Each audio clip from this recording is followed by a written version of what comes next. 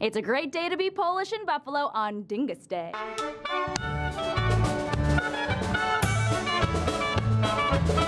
Father, Son, Holy Spirit, amen.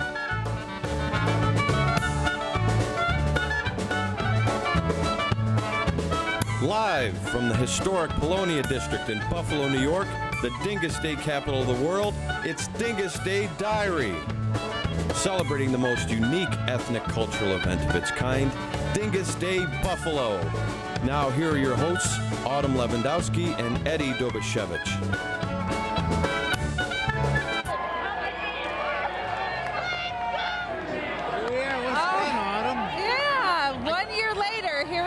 I can't believe it's been a whole year since we're here, but it's nothing has changed except maybe the weather. You know what? We had some sunshine today, so I guess that's all we could ask for. Brilliant sunshine, but I'll tell you what's warm is the spirit here. It's so authentic and so loving. It's like being in Poland. Right. I hear you've been to Poland recently. Oh, I have, and we'll tell you a little bit about that later in the show. We'll actually take you to Poland later on in the show. But, you know, this festivity has been going on for years and years, but this particular year, we really started last night at the Leonard Post when we kicked it off with the blessing of the instruments, and families were there, kids dancing around. It was great. It was really nice. You know that it really has a family environment when you see kids running around. Right. And the blessing by a priest. It's a great way to kick off this Dyngus Day. I agree. But we love being here in the historic Polonia district. It's true. It's authentic. You can smell the food wafting through the air. I was just going to say you could smell the food. I actually was with Eddy Dobosiewicz at Polish Villa. Weren't you jealous of that one? She gets all the good gigs. She always gets to do the food, but the Polish Villa does have the best food. Well, take a look at what we were able to cook up with Eddy. She likes kielbasa better than fish. Another year has gone by and another recipe to bring you. Of course, when we think of Polish food, there's sauerkraut and there's cabbage, and maybe you're thinking about pierogi as well. But there is so much more to the land of Poland. And how about their specific dish called bigos? We have Eddy Dobosiewicz here from the Polish Villa. You're here to tell us about this dish and what it is and help make it up for us. Yes, bigos, the signature dish of Poland, and it goes from Gdańsk all the way to Zakopane, and with that, everybody's got their own little niche and their own little flavor. Down south, they're heavy with the pickling spices and all that, and up north, it's a little bit milder, and we're a little bit in between. Okay, so we're working with the all the ingredients that we have to work with. You mentioned before they use wild game where we can't use wild game. Well, it's dated back since the medieval times, and so they used game or whatever they hunted for, and they cooked it in a pot and preserved it, and they would sit there over time and not have to worry about spoiling. So it was good to eat it at any given time, and it's a comfort food of the medieval times. So you go to Poland and everyone serves some form of bigos. I would bet on it, absolutely. So tell us what we have and how we make it. Here we have celery, we have onions. See that right here? Nice aroma. Oh yeah. We put that with our ground meat. Because it's not good. And then we have a strong aroma of lots of garlic. Because in Poland they love garlic, and then cracked black pepper. That's the signature flavor of Poland. We got bay leaves, and then we got cabbage, and then we got celery, and then we got sauerkraut, and then we have carrots, and we got some salt. And we let that all saute and render and cook right down, and we add the sauerkraut because the sauerkraut's already pickled. And then we have the meat already in there, and we keep stirring it and stirring it. The sweetness from the cabbage and the carrots, and the tartness from the celery, and the sweetness from the onions, when it all just clashes together with the prunes and the pork, and the bay leaf, garlic, and pepper, just unbelievable flavor. And then after we saute it, we go ahead and we bake it. And then we bake it. Bobster would cook it for 3 days. But modern times, we can speed up that time, and we do it in a couple hours. So after you bake it and all the flavors meld together, how do you serve it? Well, being from Buffalo, New York, we all love our pasta, so we make our own homemade kluski. And we take that, we put the bigos right over the kluski, and we serve it out in a dish, or we have our own rye bread rolls. And we put it in a bread bowl with a little top on top, and voila. Well, Eddy, thank you so much for bringing us bigos, and from Poland that you've pretty much seen all this stuff kind of come to be together. I can't wait to try it. Oh, you're gonna love it. One more, New York State.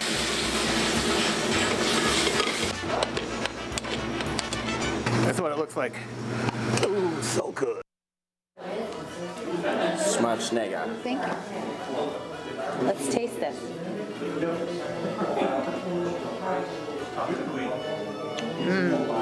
That's really good. It was worth the wait. I can smell it here. That looks delicious. It was so good. I mean, there's so many things that I love about Polish food, and pretty much that just threw it all in a pot together. Yeah, the only thing more authentic than Polish food, I think, would be Polish dancing, and when a whole family does it together, it's wonderful. It's a beautiful thing, and they start them young, that's for sure. They certainly do, and this is a little story about a family that got together with the Harmony Polish Folk Ensemble, and they want to keep it going for generations yet to come. This is how it happens.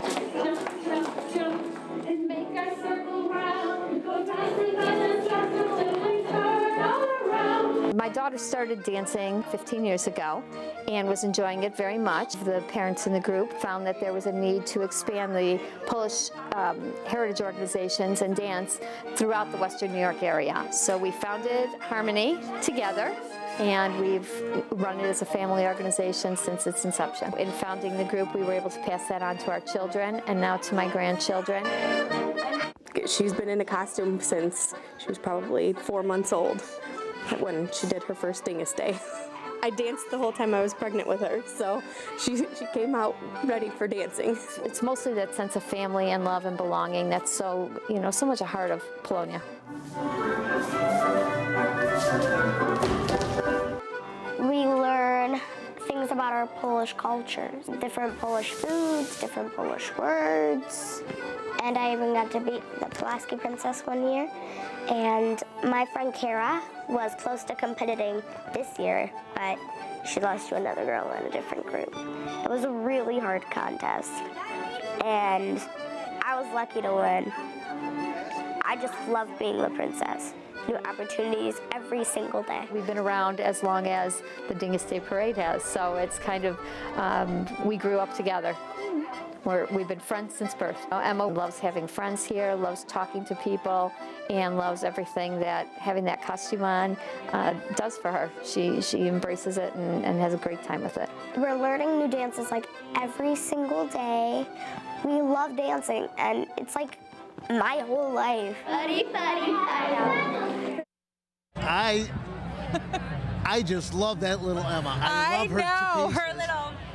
Oh, it was very cute. I tell you what, Autumn, it might be a little chilly out here, but it's warm in some other places. Yeah, it's warming up. We're just getting started. We're taking you to church in Poland when we come back.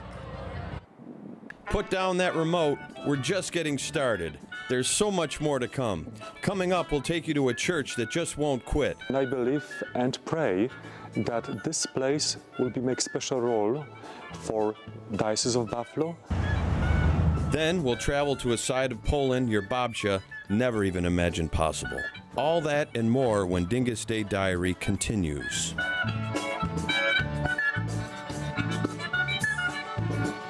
Happy Dyngus Day, Buffalo! Happy Dyngus Day, Buffalo! Happy Dyngus Day, Buffalo! Happy Dyngus Day, Buffalo! Happy Dyngus Day, Buffalo!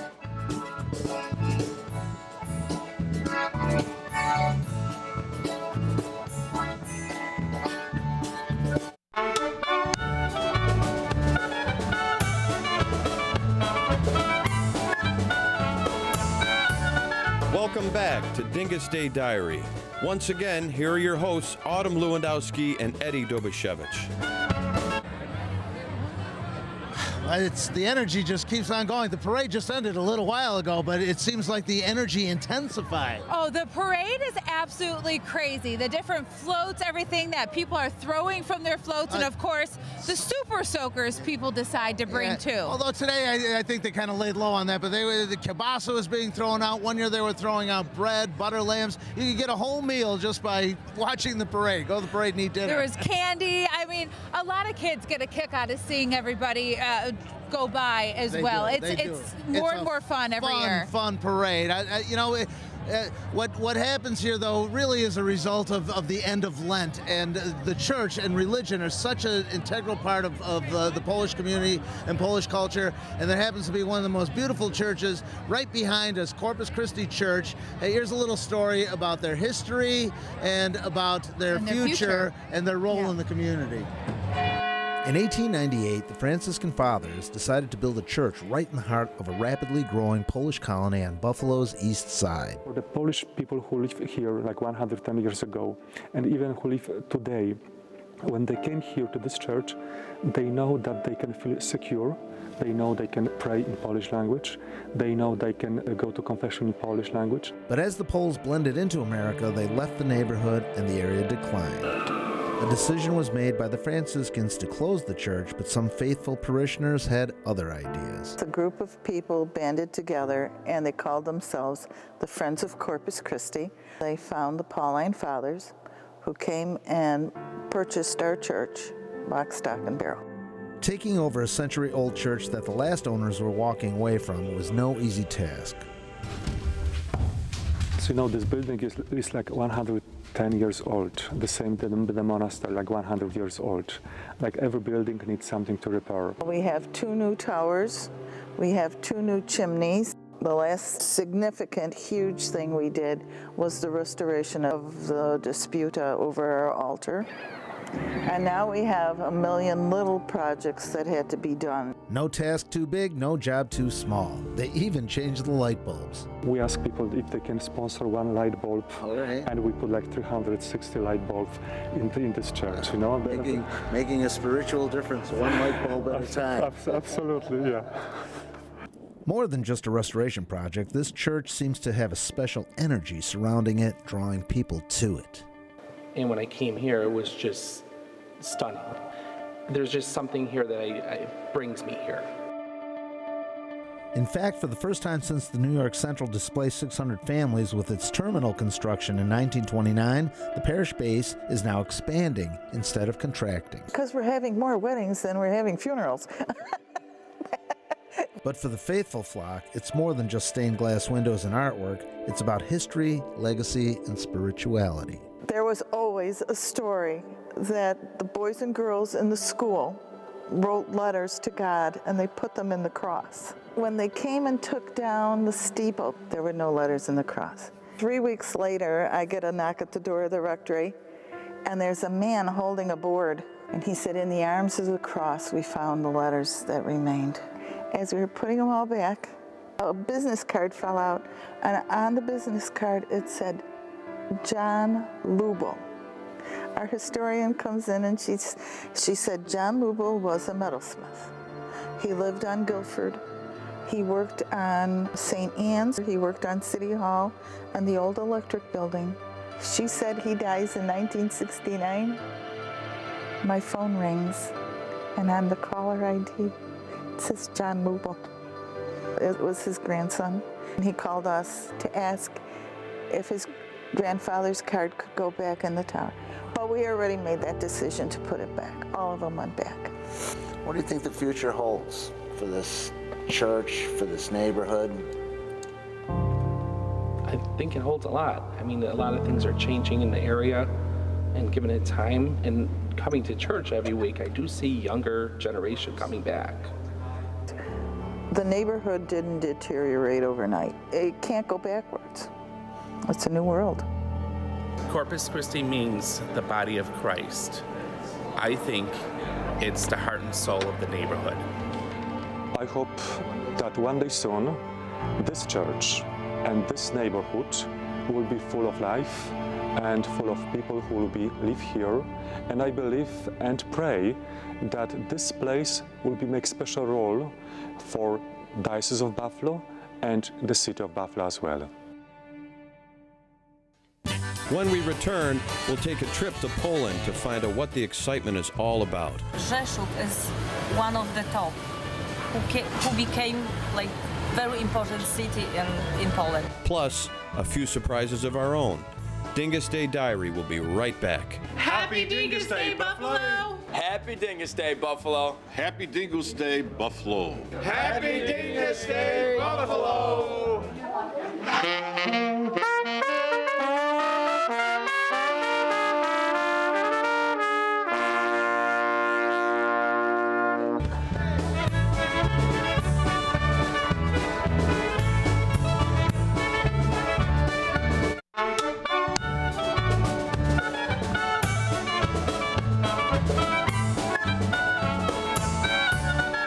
Hey, I'm Anderson Cooper with CNN. I just want to congratulate everyone at Dyngus Day Buffalo on a record-breaking year. I heard it was the biggest parade in your history, the largest attendance, some 50,000 people. That's an amazing accomplishment. Congratulations to everybody in the parade, all the parade winners, especially to the Ironworkers Local 6 for their Best Use of Pussy Willow Award. I'm curious to know how you use the Pussy Willow. I look forward to seeing those images. And hopefully I'll see you there next year. I don't want to promise because I don't want to break a promise, but I have it on my schedule. I would love to come. It sounds like a whole lot of fun. I've talked to a bunch of people who have been over the years who say there's nothing quite like it. So congratulations to everybody. I hope you have a great night, and hopefully see you next year. Welcome back to Dyngus Day Diary. Once again, here are your hosts, Autumn Lewandowski and Eddy Dobosiewicz. Well, old Anderson Cooper is not laughing anymore. There's no questioning the authenticity and the fun that people are having here. Yeah, just look at all the bright colors behind us, the Dovaluta. We're going to hear from them a little bit later. Their sounds are as bright as their colors that they're wearing. Just like being in Poland. I'm telling you, this festival is just like being in Poland. And, you know, I was in Poland a few months ago. I fell in love with the city of Rzeszów. It is so much like Buffalo. And it's our sister city, I hear. It's our sister city. I'm going to go back there in September. You should come with me. I need to come. All right, sure. Well, this is what Rzeszów has to offer.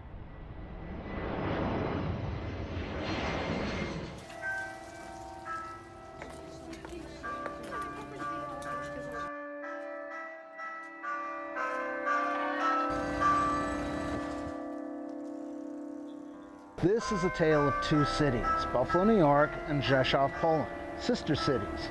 Like true sisters, they strive to maintain their own unique personalities while at the same time sharing many common characteristics and traits. Ja w Rzeszowie najbardziej lubię energię, którą bije w sercu Rzeszowa.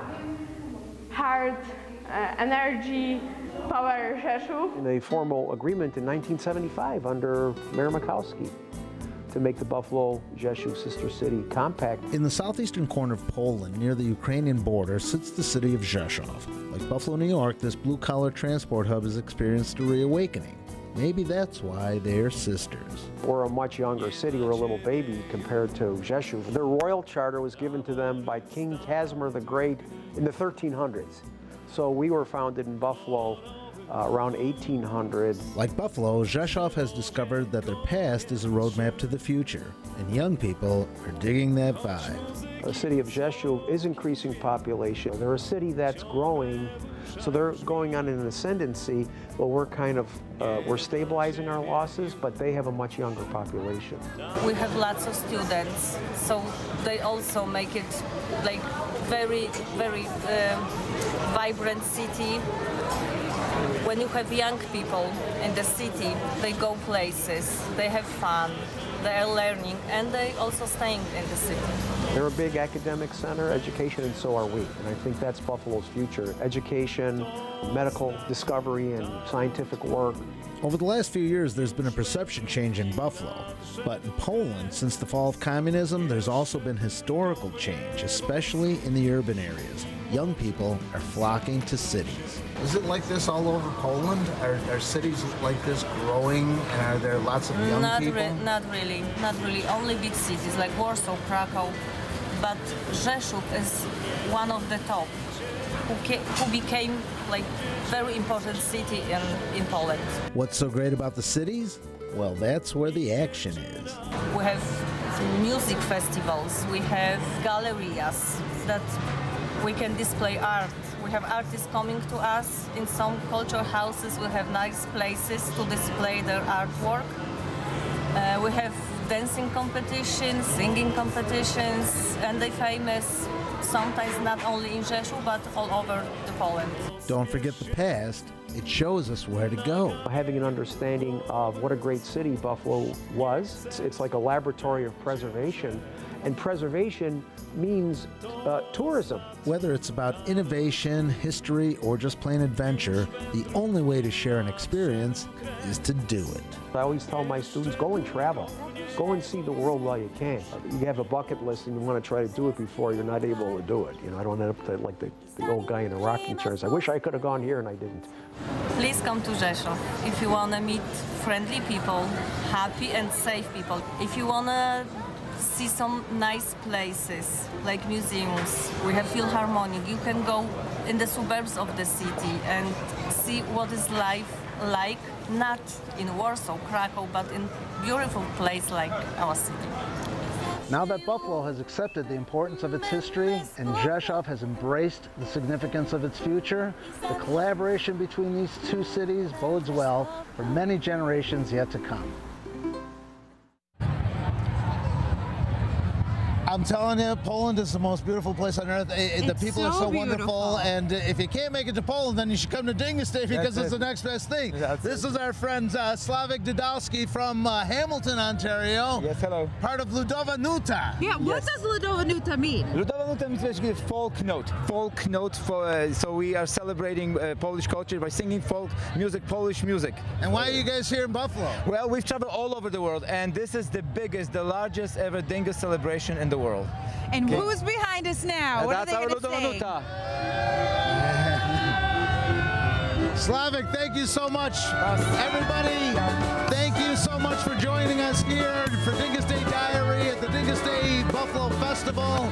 Remember, Dyngus is not just a day, it's a state of mind. State of mind. We'll see you next year, Yeah, right? next year. Let's make a date. Happy Dyngus Day.